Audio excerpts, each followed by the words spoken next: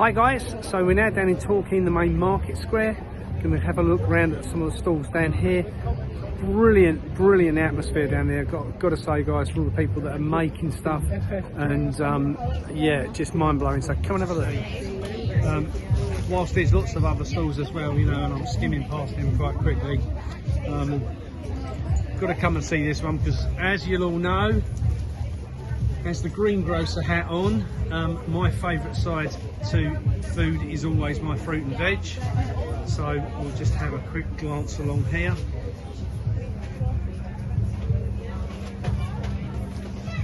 Beautiful to see that real veg stalls still exist.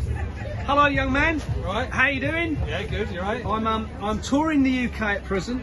Talking to all the stalls, market stalls, farmers markets, farm shops and everything, and documenting so people know where they can buy good quality food rather than the shite out of the supermarkets. Great.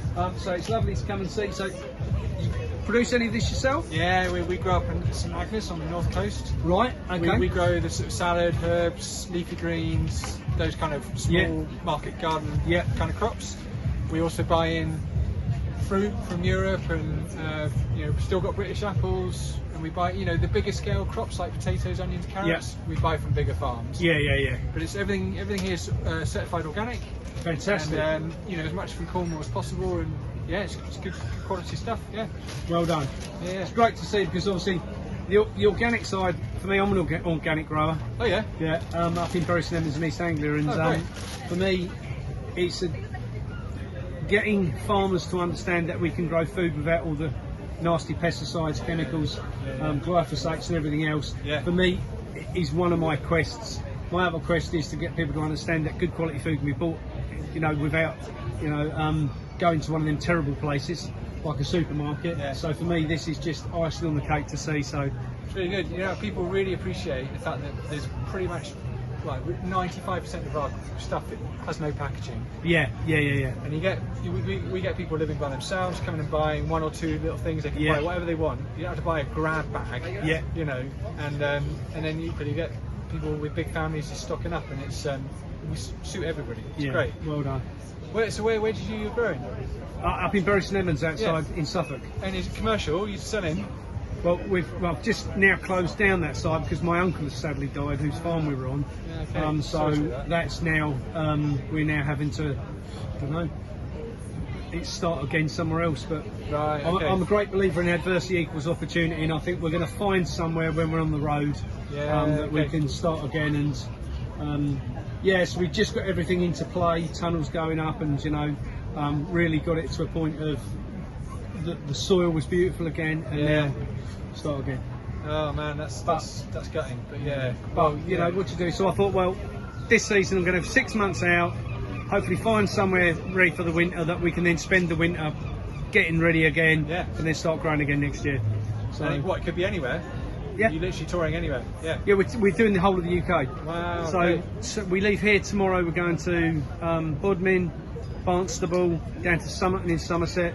Then the next stop's Burnley, up north, and then down to Derbyshire, Lincolnshire, and then we're literally all over the UK. I used to grow in Lancashire. He's trying to grow field scale, but only on 20 acres. Right. And we were trying to sell wholesale. We just weren't big enough to compete.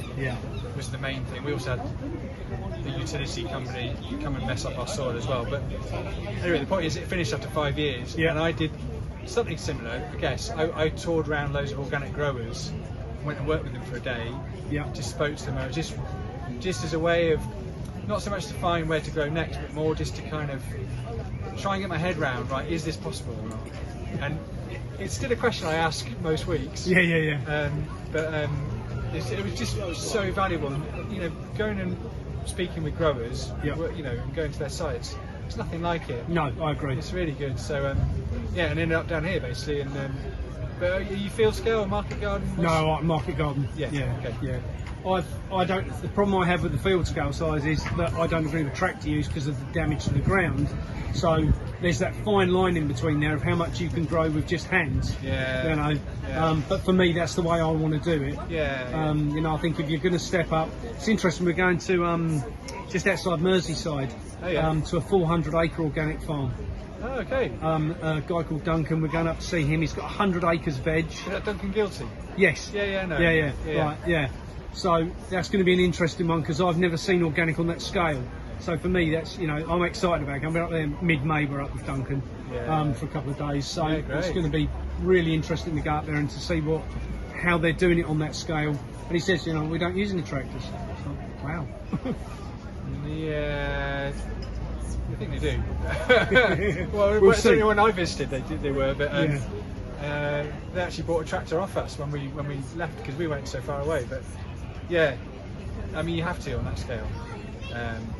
But yeah, you know, you need all scales. But we're happy. We're only on 2.5 acre site, only an acre and a bit, just slightly over an acre actually in production.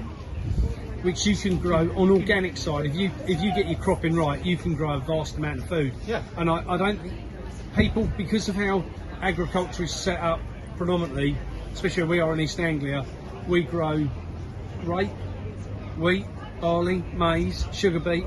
We don't grow any food. It's all stuff that goes into the production system, you know, into crap food. Yeah, and it's all monocultures. Yeah. We don't. There's no animals at all now. Yeah. So for me, this, you know, to come and sort of see how you know what you've got going on here is just absolutely fantastic. 65 different types of vegetables in an acre. You know, it's that kind of diversity. And you know, the reason it's only an acre and 2.5 acres is we've got loads of habitat. Yeah. We've got flowering perennials, annuals, all important. It's the way forward, definitely. Yeah. Oh, sorry, your name was Rob. I'm Mark. So it's Gunnar Growers. There's us. You know, there's a few of us. So we're CIC, you know, cooperative type things. But, nice to meet you. And you. Yeah. Good luck with the tour. So I'll get it all online. We're on the Bowlerhat Farmer on YouTube. Yeah. So we're touring the UK. And why has that twat got a hat on? brilliant atmosphere down there. Got to say, guys, for all the people that are making stuff, and just mind blowing. So